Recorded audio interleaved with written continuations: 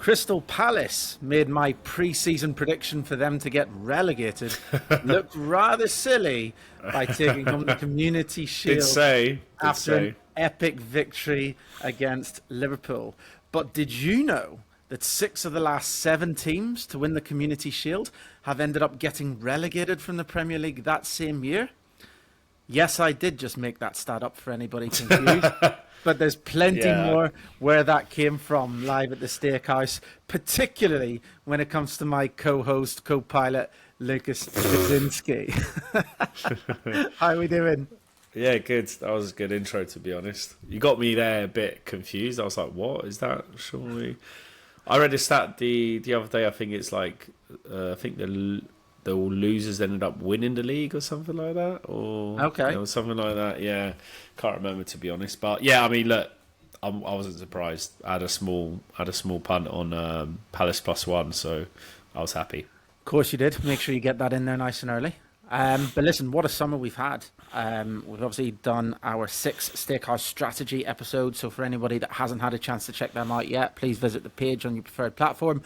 You can access all 6 to help you refine your betting strategy ahead of the new season. And we've also gone live with our official preview show, which features our top 5 predictions, our bottom 3 predictions, our top goal scorer, and a host of anti-post bets to get your claws into. Right now, we're diving straight on with our predictions for game week 1. And the curtain raiser kicks off on Friday night, Lucas. We've got the champions-elect Liverpool versus Bournemouth. What are your thoughts on, before we get to the prediction, I want to know what your thoughts were on, Van Dijk's comments after the game, if you saw them, where he talks about the fact that they need a striker, despite the fact that his own performance was very questionable, potentially responsible for those goals. It was, yeah. And the overall Liverpool balance is, I'm a little bit worried They've about just signed a striker. Florian Wirtz at the front of the midfield 3, and I'm not sure whether it gives him enough defensive cover. What do you think? Yeah, I don't know. I feel like they obviously didn't play well as a team altogether, so I feel like he's just making up some random excuses. I think that's quite poor. I feel like for like a club legend to come out and say that, I think that's poor. It's not the way to inspire confidence, is it? I mean, if you're a DK, you've scored on your debut, fair enough. Yeah. He's done well. Like, really good finish. Yeah. Wirtz gave a good assist as well. He did miss a couple, in fairness. But even so, he should be getting words of support from the club captain. Well, Isak's going their way anyway, so they'll have a proper striker soon. Even so, I think it's a pretty clear vote of no confidence from Van Dijk, which is a little bit weird, I think. It does seem like Isak is going there. Anyway, do you think they'll get over the line against Bournemouth? Tough. Like, the first 2 or 3 game weeks are usually not stay clear, but keep my distance for the bets, only because it's so hard to predict how teams will play based on like transfers in, transfers out. For example, Bournemouth basically have lost the whole back line, right? And they've replaced it. So how are they going to perform? Obviously Liverpool have had a lot of reinforcements, so you'd expect them to play better, but then against Palace they won't, they couldn't get over the line.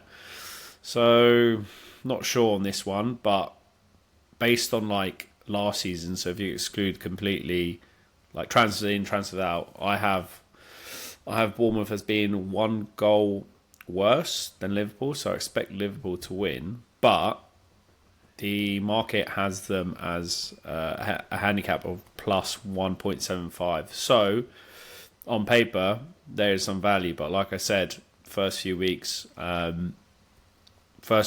least, I try kind of stay clear to wait to see how the teams perform and then start kind of punting.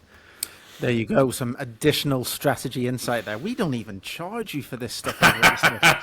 Unfortunately, I do not have the same slow approach. Mr. Cavalier is coming straight in with first game, first official tip.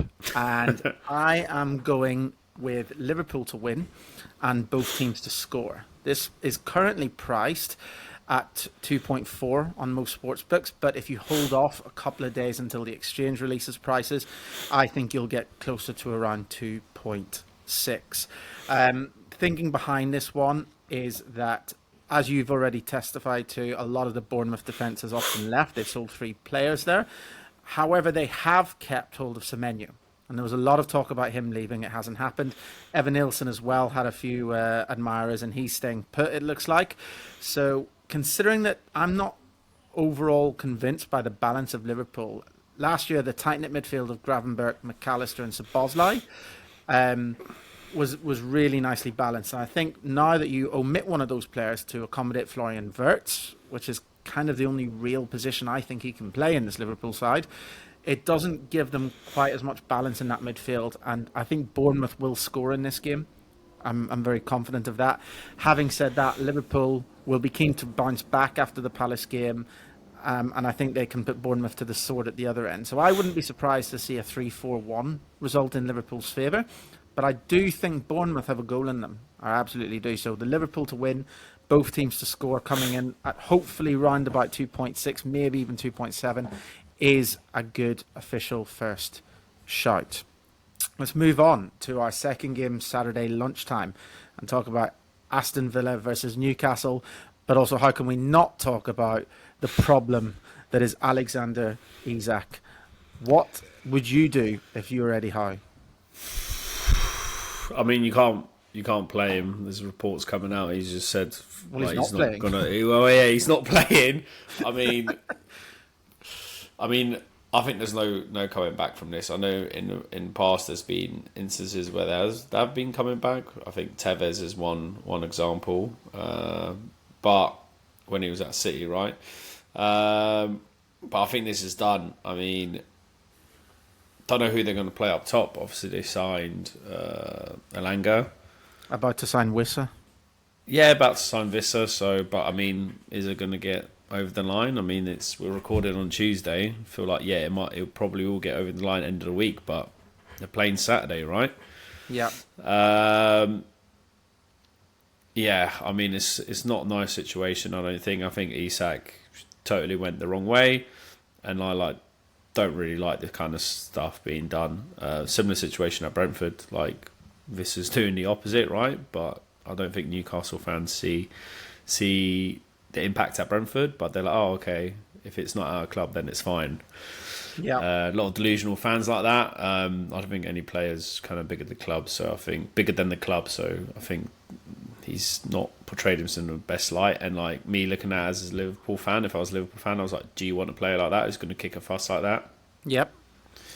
But there you go. I mean, for me, Newcastle have to flog him. They have to find a way to get rid of him this summer, right? Because if Liverpool don't come back with a bid that they want, the players. Now Liverpool can just lowball it, right? Well, let's see. I mean, Liverpool made an offer a good 2 weeks ago now. Haven't come back in, but you talk about players going about it the wrong way, and obviously there's. The right way, the wrong way is hotly debatable because you've got people like Victor Gyökeres who had to go on strike to engineer his move to Arsenal. It worked out well, and you can understand why players go that route. You really can, because people talk about the right way, but if you go the right way with it, you maybe don't even get your deal, right? So you can understand that. But what Isak's done is take it to a whole new level. You don't come out publicly to the club that's given you that chance in the Premier League, paid your wages, and publicly say, I will never play for this club again. There's doing it the wrong way, and then there's going off a cliff with it.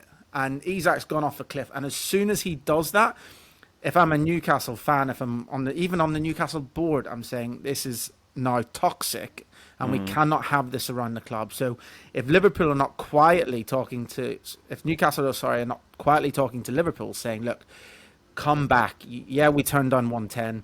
Come back with 125, and we'll accept. If Newcastle are not now trying to engineer the second bid from Liverpool, they're crazy. Get that money. But they probably are. But maybe Liverpool are now like, nah, we're not going to pay that. Maybe. We're actually going to pay less now. Maybe, but Liverpool, they're desperate.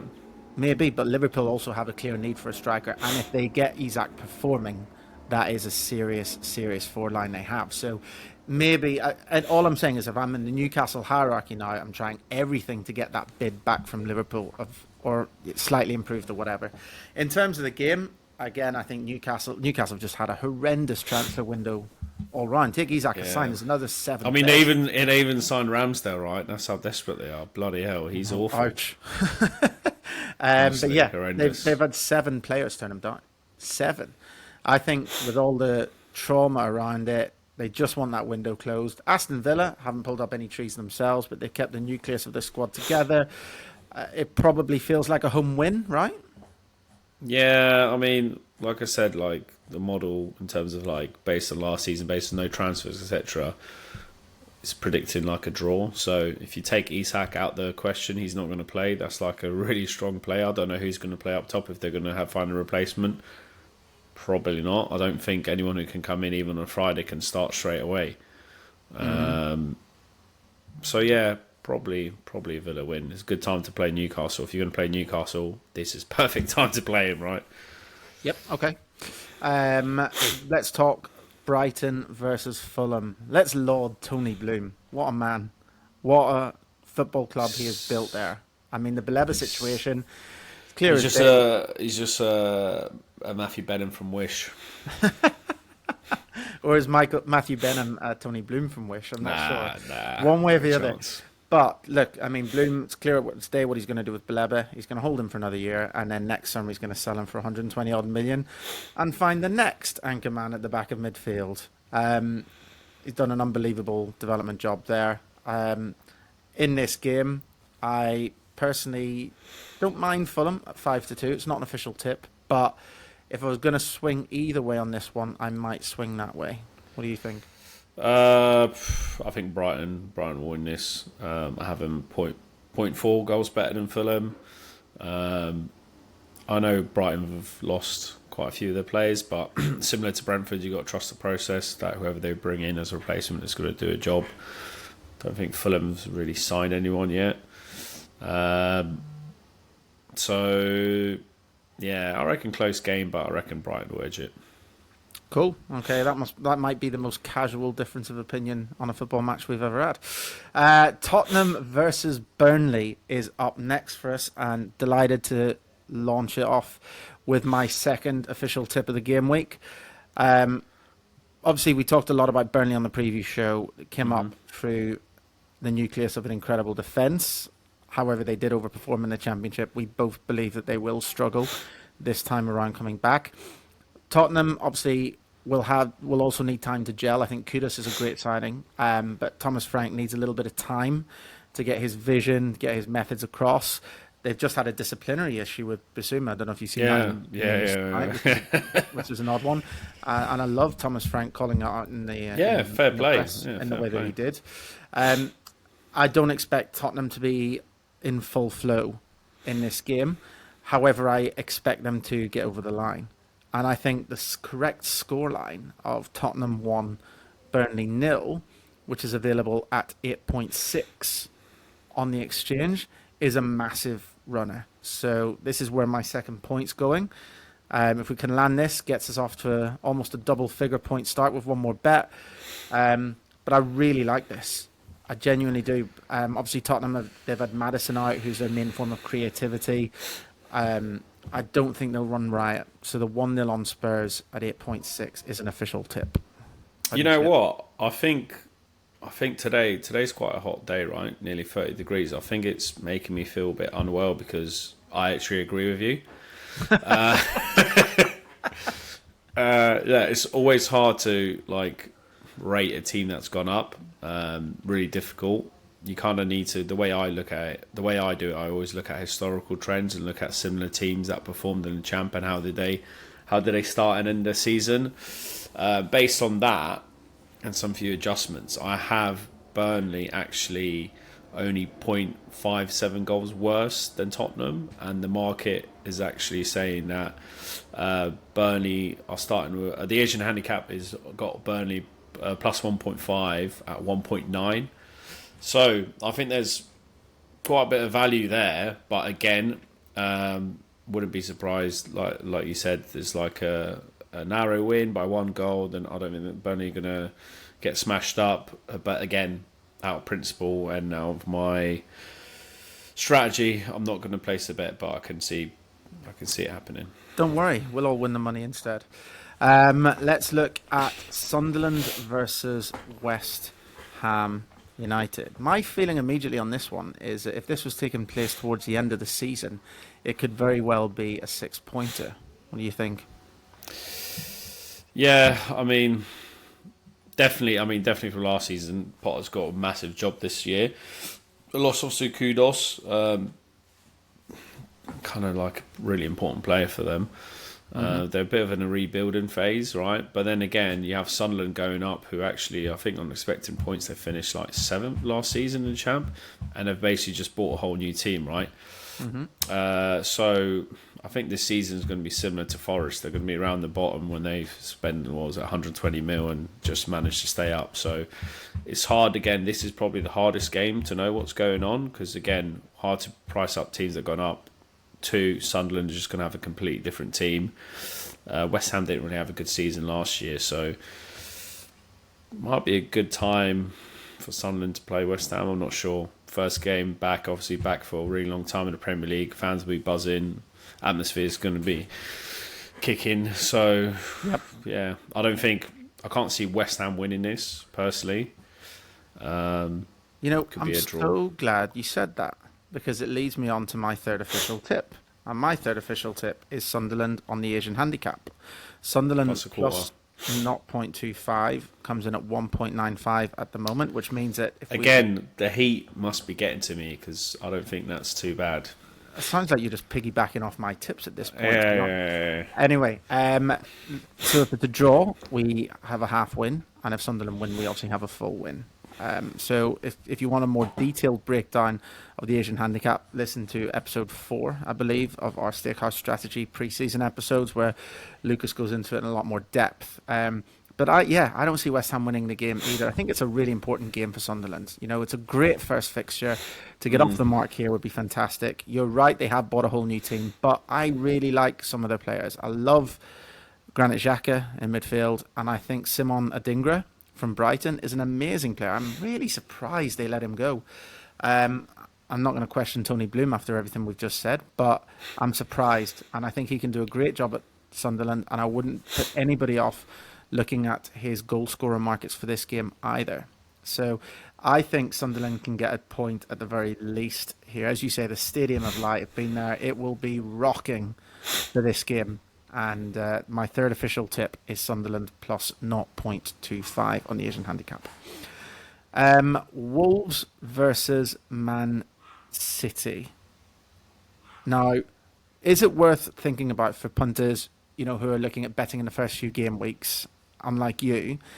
Is it worth looking at sides who have made a lot of purchases and a lot of buys, such as City have, and those players needing the time to settle? Should that, while they might be priced up quite nicely in terms of winning a game because of the quality they have, it doesn't necessarily mean that the players are going to gel with each other early doors, does it? Yeah, no.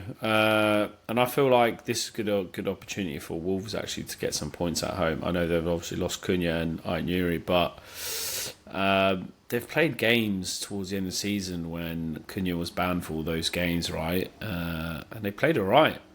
It seemed like they didn't. Obviously, he's a great player, but it's not like they played terribly without him. Playing at home first game, again, I would say I'm not going to touch this, but I have Wolves as 0.5 goals worse, and the market has them as an Asian handicap of plus 1.25 at 1.9. So, yeah, I think there is some value in Wolves, to be honest, and that I don't think City are going to be coming out flying and like walking the league like they did before past these few years.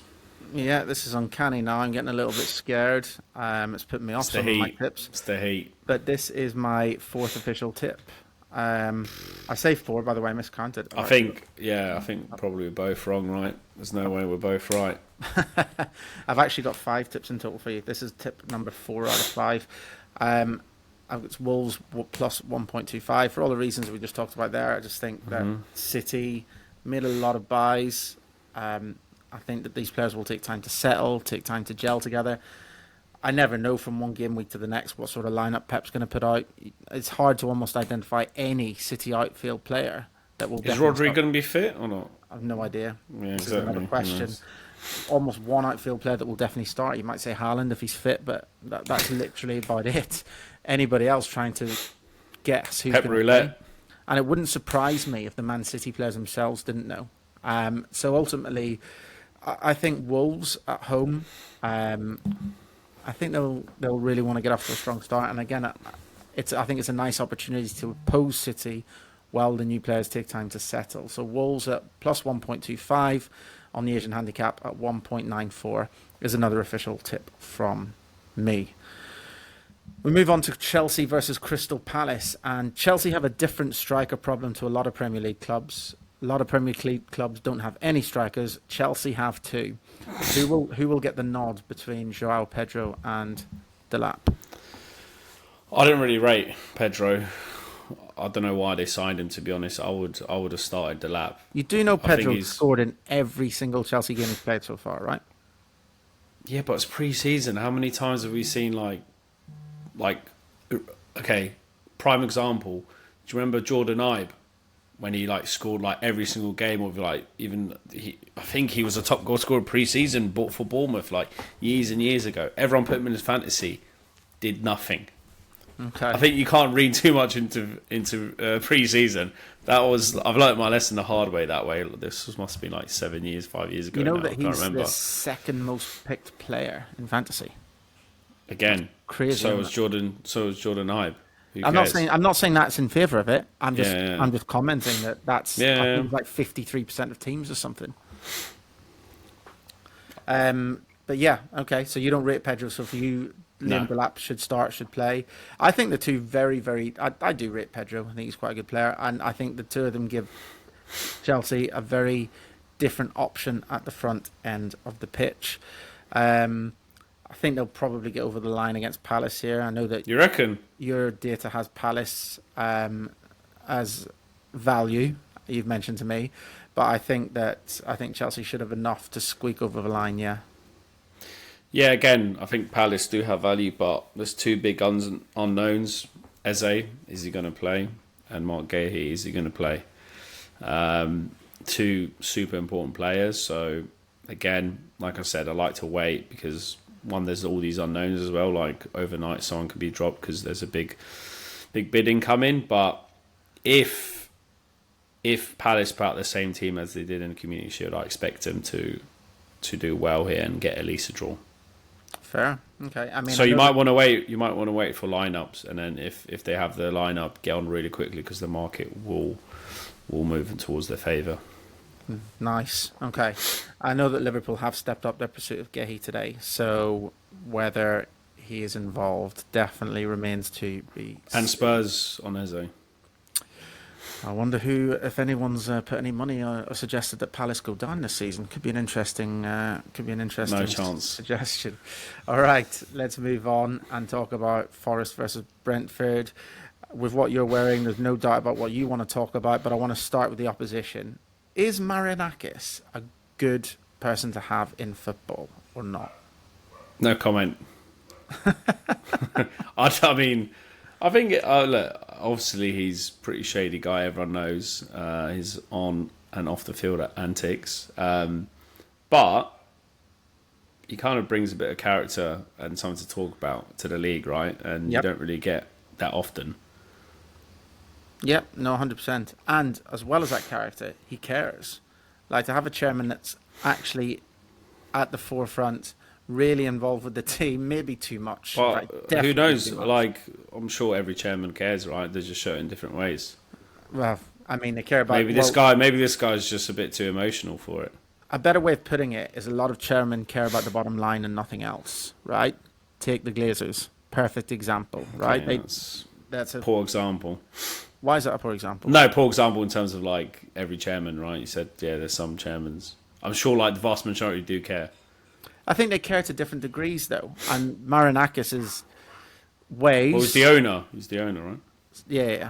Owners, yeah. But his ways, coming onto the pitch, writing that letter to help make sure Palace got booted out of Europa, sending lawyers to the tribunal, all of this sort of stuff. As you say, it's entertaining.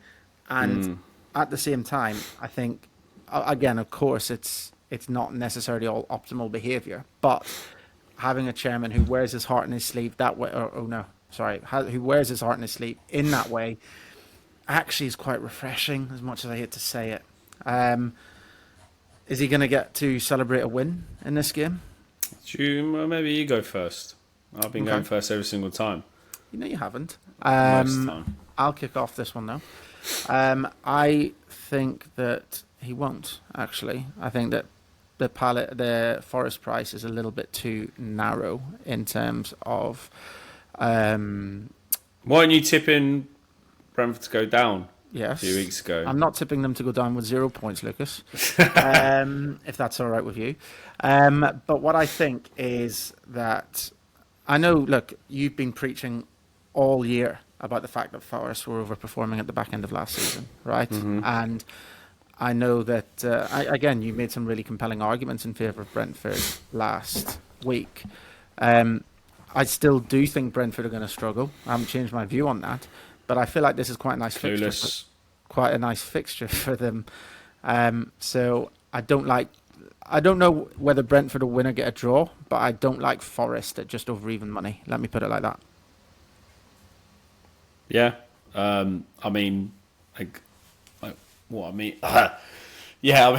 excluding all the transfers, etc., I got this to be a draw, and the fact that Brentford have a handicap of plus a quarter, 2.09. I think Brentford are probably some small value here, to be honest. So, I mean, obviously, I hope we win. Again, I'm going to stay clear from this. Again, you can say that pre-season doesn't matter, like I do, but if you read too much into it, I don't think Forest have scored pre-season at all, have they? Not sure. Or maybe it was like one goal, something like ridiculous like that. So yeah, I don't think Forest will win, but let's see. Okay. Let's move on to United versus Arsenal. You can definitely go first on that one. All good. I mean, look, just a quick word on United's transfer business. I really rate it in terms of the incomings. I think we've bought quality, we've bought people that can put the ball in the back of the net, and we've bought leadership.